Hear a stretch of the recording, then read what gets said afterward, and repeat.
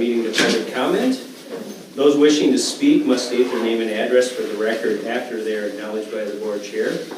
Each person will be limited to 2 minutes to make his or her remarks. Speakers will address all comments to the board as a whole and not one individual commissioner. The board may not take action on an item presented during the public comment period unless the item is already on the agenda for action. When appropriate, the board may refer inquiries and items brought up during the public comment period to the county administrator for follow-up. A couple of things we're going to ask that if you are here for public comment that you step to the podium so you can be heard. And then second, we're not going to allow you to yield your time to somebody else. We want to hear from the individual who has the comment. So with that, if you are here for public comment, we ask that you step up, please. Melissa Zimmerman, 2525 Stony Creek Drive. The discrepancies in the East Side Corridor document continue to raise serious concerns about the integrity of this process.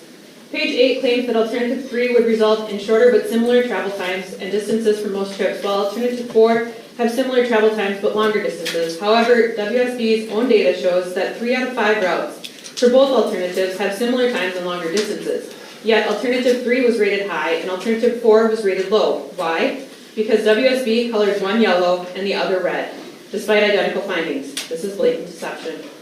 Both alternatives meet acceptable volume to capacity ratios on downtown roadways, achieving goal number 2.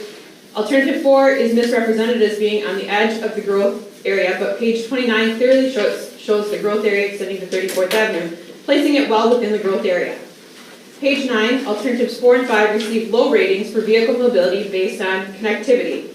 Alternative 4 is identical to Alternative 3 with a noise wall. Land use and growth, Alternative 4 aligns with these plans. Distances for bicycles, page 6 explicitly states that bikeability was not a determining factor. Page 11, Alternative 2 claims, page 11 claims Alternative 2 would require relocating 10 residents. However, it runs adjacent to Hill Drive, where residents would not need relocation any more than those of the North Country Subdivision. This is deception. Alternative 3 impacts 0 residents. Does this now somehow avoid Larry Schultz farmstead but failed to account for hundreds of other residents? This report further fails to address the fact that North Country residents own 50 foot of the 150-foot map right-of-way, further skewing data. Alternative 3 lists 27 residential noise receptors, yet North Country alone has 39 such properties, not including farmsteads. Fiber optic lines with significant cost impacts were marked as low impact for Alternative 3. More deception. The last row indicates the more cost-effective alternatives correlate with fewer residential impacts. What would Alternative 4 have cost if honestly assessed? The report also supports today's findings with previous studies. Studies we were told were no longer valid for use, yet WSB relies on them. On page 20 and 22, maps of the proposed right-of-way from 93 and 95 were presented to the federal government as representative of the 90s landscape. However, they reflect today's footprint, vastly different from the landscape of the 90s when subdivisions either didn't exist or were still being developed. The report omits key information such as Minnesota Historical Society's recommendation against this route in favor of one where Maple Creek crossing had already been obstructed by existing roadway. It also excludes a crucial statement from 1999's Environmental Assessment Worksheet. The proposed roadway is planned to be separated from existing residents by approximately 800 feet. Thank you, Melissa. Thank you. Appreciate it. Is there other public comment? Any other public comment? All right, hearing none, we'll close the meeting with public comment. 5:15.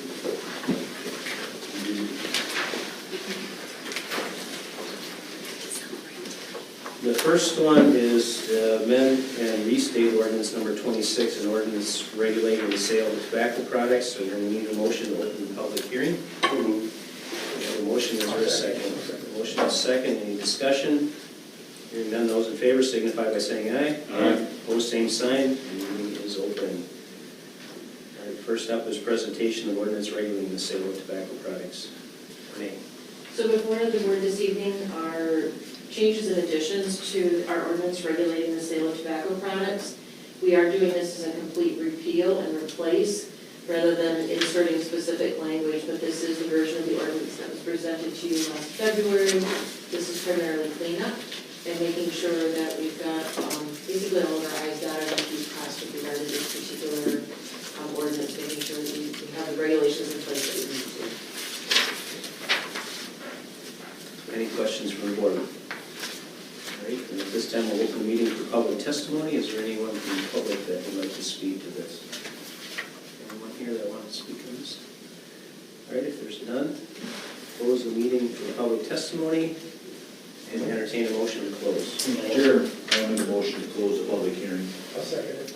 A motion is second to close the public hearing. Any discussion? Hearing none, those in favor signify by saying aye. Aye. Motion carries. The meeting is closed.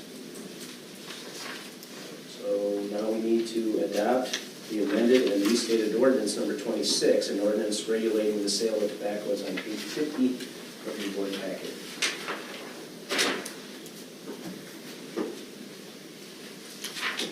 Mr. Chair, I'll make a motion we adopt the amended and restated ordinance number 26. All right, we have a motion. Is there a second? I'll second that. A motion and a second. Any discussion? Hearing none, those in favor signify by saying aye. Aye. Opposed, same sign. Motion carries. All right. Next up is the public hearing to amend and restated ordinance number 39, an ordinance prohibiting smoking in public places and places of work. We need a motion to open the public hearing. So moved. We have a motion by Brady. Is there a second? Second. Second by Krieger. Any discussion? Hearing none, those in favor signify by saying aye. Aye. All right, the meeting is open. Presentation of the ordinance, Renee.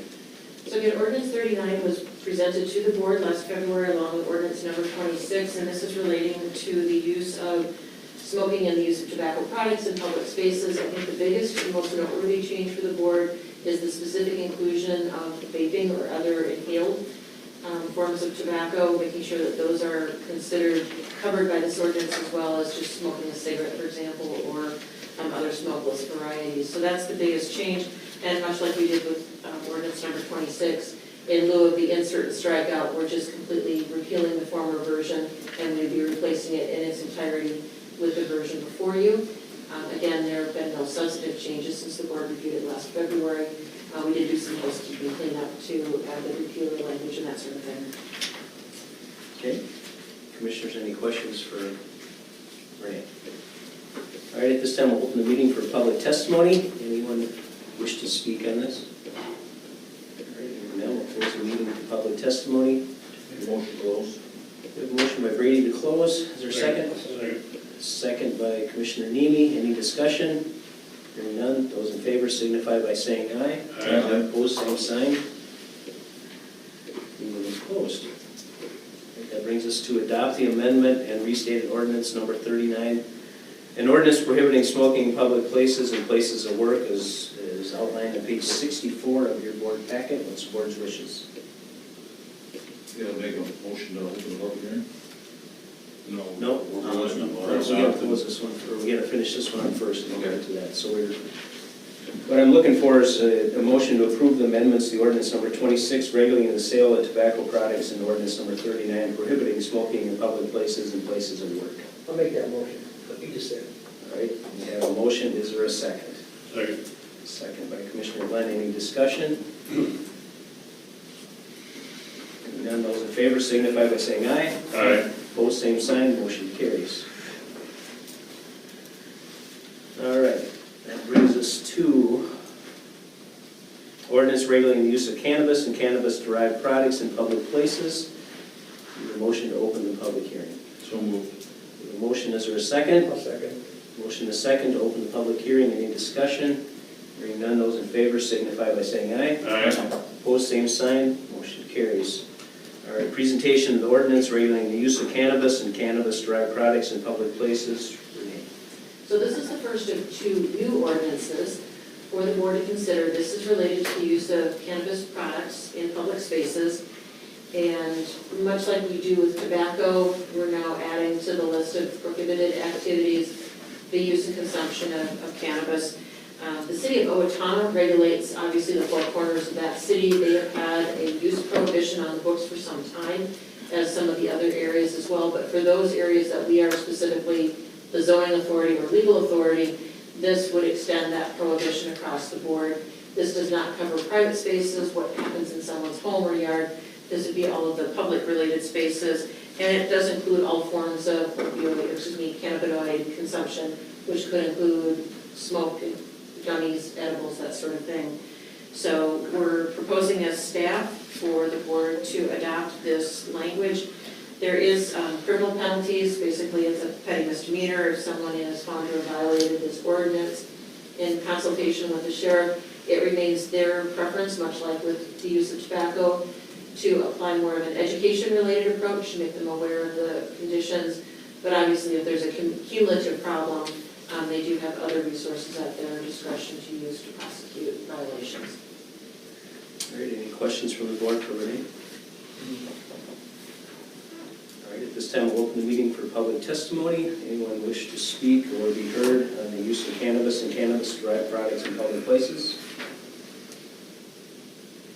Hearing none, we'll close the meeting to public testimony. This time, we'll entertain a motion to close. So move. Motion by Brady, I'll second. second by Meany. Any discussion? Hearing none, those in favor signify by saying aye. Aye. Opposed, same sign. Meeting is closed. That brings us to adopt the ordinance regulating the use of cannabis and cannabis-derived products in public places. So move, Mr. Chairman. I'll second that. Motion and a second to adopt the motion, or to adopt the ordinance regulating the use of the cannabis and cannabis-derived products in public places. Any discussion? Hearing none. Those in favor signify by saying aye. Aye. Opposed, same sign, motion carries. All right, looks like we have one more. Wow. Yeah. All right, the next one is the ordinance regulating cannabis businesses. So I'm entertaining a motion to open the public hearing. So move. A motion and a second to open the public hearing. Any discussion? Hearing none, those in favor signify by saying aye. Aye. I only heard a couple of ayes. Aye. Opposed, same sign. Motion carries. All right, presentation of the ordinance regulating cannabis businesses. Administrator Fry. So obviously, this is the second of the two cannabis-related ordinances. As the board is aware, when the state decided to legalize the use of cannabis or cannabinoids, the licensing was reserved to the state through the Office of Cannabis Management. However, they did give to the local jurisdiction the ability to add certain types of restrictions and also allowed for a local registration. This is merely a process of letting the local authority know that someone intends to operate this type of business within its jurisdiction. The local jurisdiction cannot prohibit or zone it out of existence. Unlike an adult use where you could limit it to maybe one location, you are required to give sort of broad consideration for your zoning ordinances and to set some of those reasonable setback requirements and so forth, as well as registration fees, renewal fees, a registration process, and then possibly this delegation of registration responsibility, much like we talked about at the work session, that local communities, townships, as well as cities does have the ability to delegate the registration function to the county, and that would also carry with it the responsibility to do the compliance checking, which is checking for, underage sales, that sort of thing, making sure that the product is appropriately tagged and has all the appropriate seals on it. So the ordinance for the board's consideration this evening sets out kind of the overall registration process. It defines the delegation components as it relates to the townships that we currently serve as the zoning authority. They are automatically deemed to have delegated to the county when it comes to that registration, as well as compliance checking. With regard to the cities, we gave the cities the opportunity to delegate to the county and mapped out a process for that, but it would ultimately be, evidenced by a resolution passed by the local governing board, the city council, for example, to say that they want to delegate that. The city of Owatonna, in the adoption of its own ordinance regulating businesses, also incorporated within that action a resolution delegating to the county. I fully expect that the other three cities will choose to delegate as well. So there's language in here that talks about what they need to do to initially register. There's language in here with regard to the renewals. There is the setback requirements. We call them minimum buffer requirements under Section 3. These are the maximums as per state statute. So this is the maximum setbacks the board could consider something smaller than that, but in consultation with Owatonna, OPD, as well as the Sheriff's Office, they all strongly recommended the maximum as allowed by state statute, and so you'll see that under Section 301.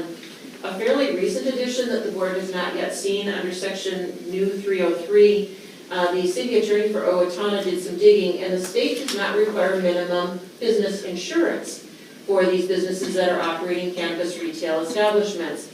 And so we have incorporated into our ordinance, if there were to be any cannabis retail businesses located within the jurisdictions for which we are the zoning authority, which would be the townships, they do have to provide proof of insurance along with their registration requirement.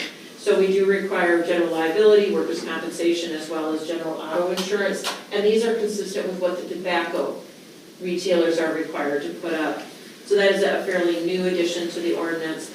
There is language in here that talks about having to comply with signage and other sign ordinance for those areas for which we are the zoning authority.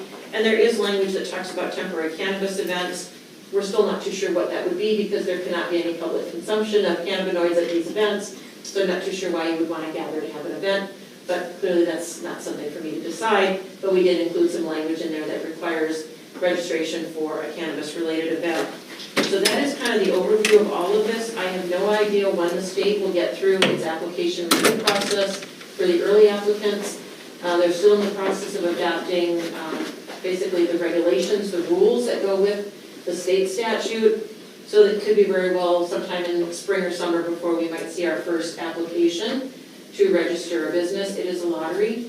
And so far, no one has contacted the city of Owatonna, the other 3 cities, nor has anyone contacted the county to show any interest in a location within our county. So at this point, I have no reason to know what that interest would be. And lastly, probably most important, with the direction of the board, we did include limiting language based on population. So as of the eventual adoption of this ordinance, the number of business registrations that would be allowed in Steele County will be 3, but it is tied to population. So we could see that inching up to 4 licenses, but at this point I don't see that there would be any more than 4 for quite some time based on our population growth. This is an ordinance, so it is something that the board could amend from time to time if we felt that changes were needed. As staff, we are just simply recommending this initial adoption, and then as we learn more, if we became aware of problems or concerns, we would bring them back to the board. Great. Commissioners, any questions for Administrator Fry? All right, at this time we'll open the meeting to public testimony. Is there anyone that wishes to be heard or speak on cannabis businesses, regulating cannabis businesses? Melissa Zimmerman, 2525 Stony Creek Drive. I want to express my gratitude for your efforts in implementing the cannabis regulations and safeguarding children by prohibiting dispensaries from being established within 500 feet of daycare properties and 1,000 feet of school properties. These thoughtful measures reflect a strong commitment to fostering safe environments where children grow, learn, and thrive. An important feature of these ordinances is the clear distance they mandate between dispensaries and places where children are present. While dispensaries are restricted from locating near schools and daycare facilities, there is no rule preventing a daycare or a school from choosing to locate near an existing dispensary. The same logic should apply to other types of infrastructure. Many local residents have long called for similar protections, as also recommended by state, urging that highways be built from safe distances from homes and schools. Current recommendations suggest hundreds of feet, just like the cannabis regulations, minimizing the risks to children. The current plan runs counter to the reasoning behind the cannabis ordinance, as well as MnDOT's own guidelines. If we agree that maintaining 500 to 1,000 foot buffer is essential to protect children from the risks related to cannabis sales, it's also only logical to apply similar precautions to other significant hazards that daily impacts children's lives. Consistency in prioritizing children's safety across all risks is vital to ensuring we create a truly secure environment for their well-being. Thank you for your consideration in this matter and your leadership you've shown in protecting the community's children through these meaningful cannabis regulations. I urge you to extend the same commitment to addressing other potential threats to their safety. Thank you. Thank you. Is there other public testimony? Anyone else wish to be heard? All right, we'll close the meeting to public testimony. Motion to close, Mr. Chair. A motion to close, is there a second? A motion and a second to close. Any discussion? Hearing Those in favor signify by saying aye. Aye. Opposed, same sign. Meeting closed. All right, that brings us to adopt the ordinance regulating cannabis businesses as identified or outlined and starting on page 76 of your board packet. Board's wishes. I'll move the approval of the ordinance regulating cannabis businesses, new ordinance number 42. I'll second that. A motion and a second. Any discussion? Just want to say at the conference this week, they showed us some of the packaging that's out there, and it's scary. They showed us a bag that looked exactly like Sour Patch Kids. Only I can't remember, it was something else patch. And they showed us a bag that looked like a bag of Doritos. And they are so similar, it is unbelievable. So tell me they're not targeting kids, and it's scary. This is gonna be a mess before it's over. All right, any other discussion or comments? Those in favor signify by saying aye. Aye. Opposed, same sign. Motion carries. We got through that. A lot of motions and seconds. Holy man.